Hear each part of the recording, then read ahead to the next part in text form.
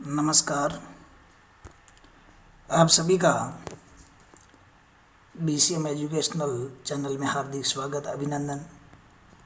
मित्रों, अपन बात कर रहे हैं शब्द विचार के अंतर्गत आज तीसरे वर्गीकरण की। बिना समय गंवाए हुए अपन शुरू करते हैं। आप चैनल को सब्सक्राइब कीजिए, बेल आइकन का बटन दबाइए ताकि आने वाले नोटिफिकेशन हैं जो आपको समय समय पर मिलते रहें।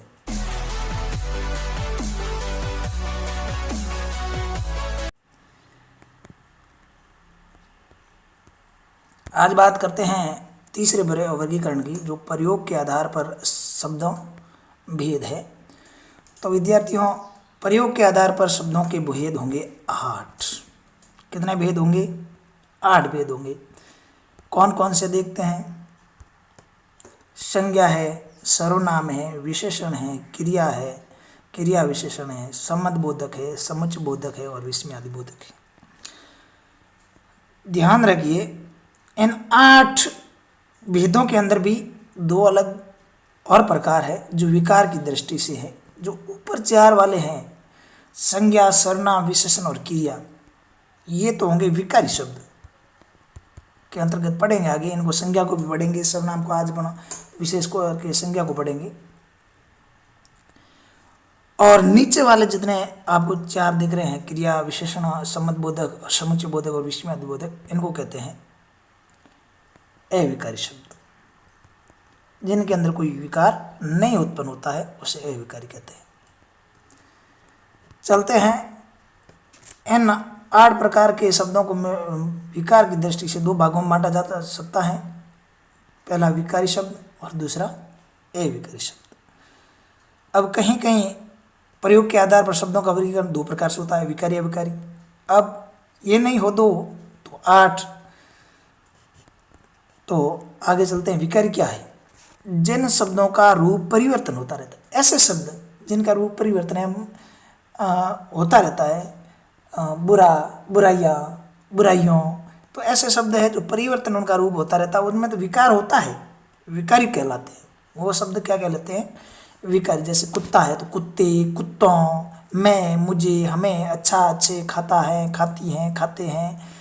तो इस प्रकार इनके अंदर क्या हो रहा है? विकार उत्पन्न हो रहा है। तो इनको क्या कहते हैं? विकारी शब्द कहते हैं। इनमें मैंने पहले ही शुरुआत में बता दिया था, संज्ञा है, सर्वनाम, विशेषण और क्रिया, ये शब्द है जो क्या कहलाएंगे? विकारी शब्द कहलाएंगे। क्या, कौन से शब्द कहलाएंगे? विकारी शब्द कहलाएंगे। अविकारी शब्द के अंतर्गत जिन शब्दों के रूप में कभी कोई परिवर्तन नहीं होता है, अविकारी शब्द कहलाते हैं। कोई परिवर्तन नहीं, बिना परिवर्तन के, उनको क्या कहेंगे? यहाँ जैसे शब्द है यहाँ, यहाँ को आप क्या कहोगे? कोई परिवर्तन नहीं हो सकता, विकार उत्पन्न नहीं हो सकता। जैसे अपन बात करते हैं विकार की, जैसे सुंदर है, सुंदर के अंदर अपन आगे जैसे सुंदर लड़का, सुंदर लड़की, पर इस सुंदर के अंदर कोई परिवर्तन नहीं हुआ। जैसे कुछ परिवर्तन वाले शब्द है, जैसे काला, लड़का। अब इस लिंग के हिसाब से इनका भी रूप बदलेगा, काली, लड़की। तो ये क्या हो जाएगा? इनमें विकार हो रहा है। जिनके अंदर विकार नहीं हो रहा है, संज्ञा लिंग के हिसाब से उनके रूप में परिवर्तन नहीं आ रहा है, वो अविकारी शब्द कहलाएंगे। जैसे किंतु, नित्य, और, हे, अरे आदि। इसके अंतर्गत क्रिया विशेषण है, संबंधबोधक है, समुच्चयबोधक है, विस्मयादिबोधक है। ये शब्द किसके अंतर्गत आएंगे? ये अविकारी के अंतर्गत अविकारी के भेद है। क्रिया विशेषण, संबंधबोधक, समुच्चयबोधक और विस्मयादिबोधक। तो अपन बात करते हैं आज विकारी शब्द। विकारी शब्दों के अंतर्गत बात करते हैं संज्ञा की। संज्ञा का अर्थ एक नाम, यानी किसी का नाम है तो वो संज्ञा है। नाम है तो वो संज्ञा के अंतर्गत ही आएगा। परिभाषा देखते हैं, किसी व्यक्ति, स्थान, वस्तु आदि तथा नाम के, देख लो यहाँ पर भी नाम आया है। किसी व्यक्ति, स्थान, वस्तु आदि तथा नाम कि गुण धर्म स्वभाव का, स्वभाव के अंदर, धर्म के अंदर, गुण के अंदर कोई न कोई उनका नाम है, तो उनका बोध करा रही है, तो वो संज्ञा कहलाएगी। जैसे श्याम है, किसी व्यक्ति का नाम है, तो वहाँ पर श्याम संज्ञा है। आम है, कोई फल है, उसका नाम आम है, संज्ञा है। मिठास एक भाव उत्पन्न कर रहा है। हाथी, यहाँ पर एक ऐसे विशाल पशु का नाम है हाथी, तो यहाँ पर संज्ञा है। संज्ञा होती है 3 प्रकार की, कहीं कहीं 5 प्रकार की होती है, वो अंग्रेजी प्रभाव के अंतर्गत संज्ञा 5 है, पर यहाँ नहीं है। यहाँ संज्ञा 3 प्रकार की है। दूसरे जातिवाचक संज्ञा है, वो उसके 2 भेद मान लिए गए हैं, इसलिए यहाँ पर क्या है, 3 प्रकार की। कभी भी आ जाए हिंदी के अंदर संज्ञा 3 प्रकार की होगी। आंख बंद करके लिखिए, कोई संभावना नहीं होगी गलत होने की। यहाँ पर बात करते हैं व्यक्तिवाचक संज्ञा, जातिवाचक संज्ञा और भाववाचक संज्ञा। तो सर्वप्रथम आती है अपनी व्यक्तिवाचक संज्ञा। व्यक्तिवाचक संज्ञा जिस संज्ञा शब्द से किसी विशेष, कोई भी हो, व्यक्ति है, चाहे प्राणी है, वस्तु है, अथवा स्थान का बोध, यानी स्थान का नाम है, वस्तु का नाम है, प्राणी का नाम है, व्यक्ति का नाम है, इनका जो नाम है उनका बोध कराए, उससे व्यक्तिवाचक संज्ञा कहते हैं। व्यक्ति है तो व्यक्ति का नाम होना चाहिए, प्राणी है तो प्राणी का नाम होना चाहिए, वस्तु है तो वस्तु का नाम होना चाहिए। इनका नाम का प्रतिनिधित्व करने वाले शब्द व्यक्तिवाचक संज्ञा के अंतर्गत आते हैं। जैसे माना कि जयप्रकाश व्यक्ति है, व्यक्ति का नाम है जयप्रकाश नारायण, इसलिए ये जयप्रकाश नारायण व्यक्तिवाचक संज्ञा के अंतर्गत आएगा, किसी मनुष्य का नाम है। लेकिन मनुष्य होता है यहाँ पर तो जातिवाचक में जाता है, यहाँ मनुष्य का नाम है तो किसके अंदर आएगा, व्यक्ति के अंदर आएगा। देवता अगर होते तो जाति में जाता है, यहाँ देवता का नाम है श्री कृष्ण, तो इसके अंतर्गत आ गया। ग्रंथ कोई होता तो सीधा जाति के अंदर जाता, कौन सा ग्रंथ है, रामायण महाभारत है, रामायण आ गया, मतलब यहाँ आएगा। ताजमहल, कुतुब मीनार, लाल किला, हिमालय आदि जिनके नाम हैं और उसके जैसा कोई दूसरा नहीं है, उनके नाम के अलावा किसी का दूसरे का, जैसा लाल किला है, हिमालय है, ऐसा कोई जाति नहीं है, वो एक ही चीज़ है, तो इसके लिए क्या आएगा, हाँ, व्यक्तिवाचक संज्ञा के अंतर्गत वो शब्द आएंगे। अगले वाला जातिवाचक संज्ञा, जिस संज्ञा शब्द से उसकी संपूर्ण जाति का बोध हो, यानी किसी नाम का नहीं, पूरी पूरी जाति का बोध कराए, ऐसे नाम किसके अंतर्गत आते हैं, जातिवाचक संज्ञा के अंतर्गत। जैसे मनुष्य, तो मनुष्य एक नहीं, बहुत सारे मनुष्य है, ये पूरी मनुष्य जाति का बोध करा रहे हैं, इसका मतलब ये जाति के अंदर आ रहे हैं। नदी, कोई यमुना गंगा है नहीं, नदी है, कोई भी हो सकती है, जाति का बोध करा रही है, नदी का, नदियों की जाति का बोध नदी करवा रही है, इसका मतलब ये जाति के अंदर आएगी। नगर, कौन सा नगर है, जोधपुर है, जयपुर है, कोई पता नहीं है, यहाँ नगर जाति के अंदर आएगा। पर्वत, कौन सा पर्वत है, इसके अंतर्गत जाति के अंतर्गत आएगा। पशु, नाम नहीं है। पक्षी, कोई नाम नहीं है। लड़का, अब कौन सा लड़का है, कोई नाम नहीं है, जाति के अंदर आएगा। कुत्ता, कौन सा कुत्ता है भाई, नहीं है नाम किसी का, तो ये जाति के अंदर आएगा। गाय, कोई नाम नहीं, सफ़ेद काली गोरी, यहाँ पर गाय भी किसके अंतर्गत आएगी, जाति के अंदर। घोड़ा, भैंस, बकरी, नारी, सारे के सारे गांव, कौन सा गांव पता ही नहीं, इसका मतलब ये जाति का बोध करा रहे हैं, वो शब्द जाति के अंतर्गत आएंगे, किसी एक के लिए प्रयोग न होकर पूरे समूह के लिए प्रयोग हो रहे हैं, इसलिए ये शब्द किसके अंतर्गत आएंगे, जाति के अंतर्गत आएंगे, तो इसको कहेंगे जातिवाचक संज्ञा। कुछ विद्वानों ने अंग्रेजी व्याकरण के प्रभाव के कारण संज्ञा शब्दों के क्या कर दिए, 2 भेद और बतला दिए, यानी इसके जातिवाचक संज्ञा के 2 भेद बतलाए। एक तो समुदाय, एक समुदाय का प्रयोग, समुदाय वाचक संज्ञा, और दूसरी द्रव्यवाचक, यानी समुदाय है जो एक समूह का बोध कराने वाले, और द्रव्य के अंतर्गत जो द्रव्य का बोध कराने वाले, उसके अंतर्गत किसके अंतर्गत आते हैं, जो नाम मापने तोलने की इकाइयाँ हैं, मापने तोलने योग्य वस्तु हैं, वो द्रव्यवाचक के अंतर्गत आएगी। अब हम बात करते हैं समुदायवाचक संज्ञा की। जिन संज्ञा शब्दों से व्यक्तियों, वस्तुओं आदि के समूह का बोध हो, उन्हें समुदायवाचक संज्ञा कहते हैं, यानी पूरे के पूरे समूह का। सभा, कौन सी सभा है नहीं पता, कक्षा, पूरे अंदर विद्यार्थी बैठे हुए हैं, उनके पूरे समूह का बोध करा रही है। सेना है, भीड़ है, पुस्तकालय, दल है, ये सारे के सारे पूरे समूह का बोध करा रहे हैं। इसका मतलब ये समुदाय बोध के अंतर्गत आएंगी, समुदायवाचक के अंदर। समुदायवाचक ही किसके अंदर है, किसका भेद है, जातिवाचक संज्ञा का भेद है।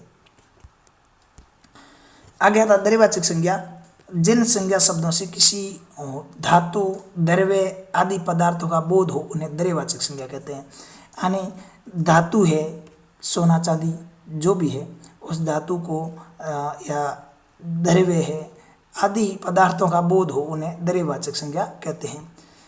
जैसे घी है, तेल है, सोना चांदी पीतल चावल गेहूं कोयला, मापने तोलने की इकाइयाँ हैं, उनको किसके अंतर्गत रखेंगे, अपन रखेंगे अपने द्रव्यवाचक संज्ञा के अंतर्गत। आगे आते हैं भाववाचक संज्ञा, किसी भाव गुण दशा अवस्था आदि का बोध कराने वाले शब्द भाववाचक संज्ञा कहलाते हैं। भाव यानी किसी गुण दशा अवस्था का के नाम है, किसी के गुण का नाम हो, चाहे दशा का नाम हो, चाहे अवस्था का नाम हो, ऐसे शब्द भाववाचक संज्ञा के अंतर्गत आते हैं। और भाववाचक संज्ञा हमेशा एक वचन में प्रयुक्त होती है। हाँ, वैसे व्यक्तिवाचक संज्ञा भी एक वचन में प्रयुक्त होती है, पर यहाँ भाववाचक और व्यक्तिवाचक, जातिवाचक एक वचन में भी होती है और बहुवचन में भी होती है, पर भाववाचक यहाँ पर एक वचन में प्रयुक्त होगी। और भाववाचक संज्ञा है जो कितने प्रकार से बनाई जाती है, 4 प्रकार से शब्दों से बनती है। जैसे जातिवाचक संज्ञा से, जातिवाचक क्या है, संज्ञा है, उससे कैसे बनती है, उसके पीछे दास, दास एक कौन सा दास, नाम नहीं है, तो एक दास किसका प्रयोग हो रहा है, यहाँ जाति में आ रहा है। और दासता के पीछे ता लगा देंगे, अपन दास के पीछे तो ता होगा, दासता हो जाएगा। पंडित, पांडित्य, पांडित्य भाव है। बंधु, भाई के बंधुत्व ये भाव है। क्षत्रिय, क्षत्रियत्व। पुरुष, पुरुषत्व। प्रभु, प्रभुता। पशु, पशुता या पशुत्व। ब्राह्मण, ब्राह्मणत्व, यानी ये ब्राह्मणत्व पशुत्व अपन कहते हैं ना, ये इसका तो व्यवहार पशुत्व से, पशुत्व के समान है, यानी एक भाव है इस व्यवहार के अंदर। ये इस प्रकार पशु के समान जो व्यवहार करते हैं वैसा भाव छिपा हुआ है। दूसरे नंबर अपन सर्वनाम से बना सकते हैं, अपना, अपने से अपनापन बन जाएगा, अपनत्व बन जाएगा। निज, निजित्व, निजता। पराया, परायापन। स्व, स्वत्व। सर्व, सर्वस्व। अहम, अहंकार। मम, ममत्व, ममता। तो इस प्रकार सर्वनाम से भी ये बन जाएगा। दूसरा विशेषण, जैसे विशेषण है मीठा, मीठा एक विशेषता है कि आम कैसा मीठा है, तो आम की विशेषता मीठा है, मिठास भाव हो गया। चतुर, कैसा लड़का है, चतुर है। और चातुर्य या चतुराई आती, यह एक विशेष भाव है, भाववाचक संज्ञा के अंतर्गत आएगा। जैसे मधुर, मधुर यानी ये लड़की मधुर गाती है, यानी कैसा गाती है, मधुर, यानी विशेषता हो गई लड़की गाने की मधुर, पर यहाँ माधुर्य भाव है। सुंदर, सौंदर्य। निर्बल, निर्बलता। हरा, हरियाली। सफल, सफलता। ये विशेषण से भाववाचक अपने भाववाचक संज्ञा बनती है। हरा, हरियाली, सफल, सफलता। क्रिया से कैसे बनती है, जैसे खेलना क्रिया है और खेल भाव है।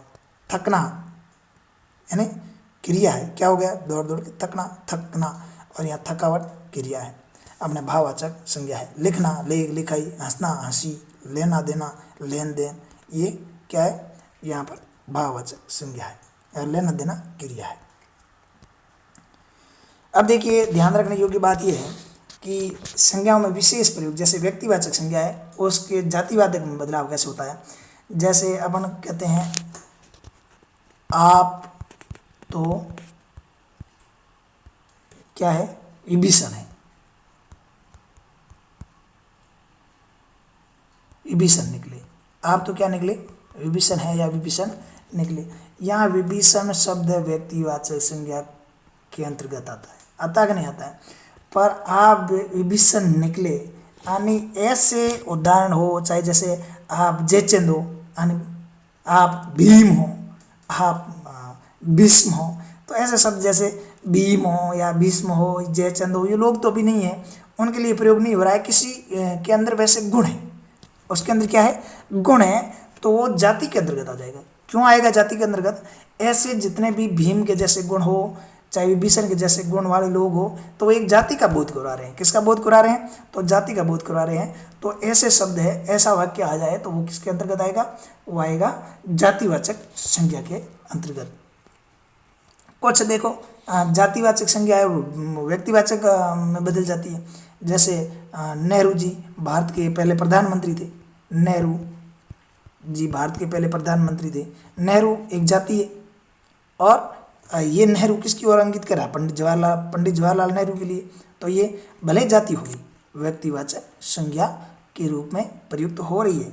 जैसे मान लिया कि पंडित जी देश के पहले प्रधानमंत्री हो गए, या माना कि गांधी जी को राष्ट्रपिता कहते हैं। अब गांधी जी कौन है? महात्मा गांधी के लिए प्रयुक्त हुआ। गांधी जाति है तो भी वो किसके लिए? गांधी जी भले हो गया, वो किसके लिए प्रयुक्त हो रहा है? वो हो रहा है जातिवाचक संज्ञा के लिए प्रयुक्त हो रहा है।